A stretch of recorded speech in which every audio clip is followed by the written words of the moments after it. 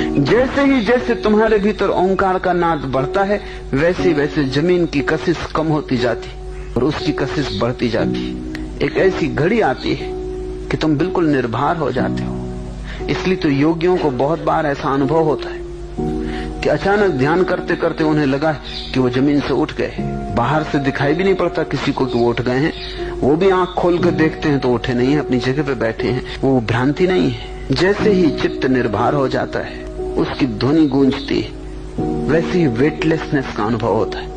और अगर ये यात्रा जारी रहे तो एक दिन तुम पाओगे कि तुम्हारे दो शरीर हो गए।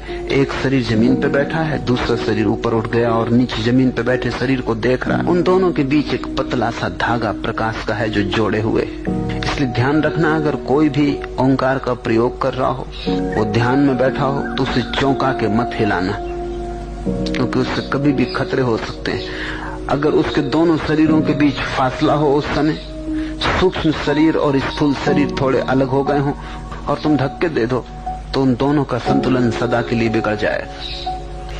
ठीक ध्यान की अवस्था में व्यक्ति इस शरीर के बाहर निकलता है, फिर वापस लौट आता है।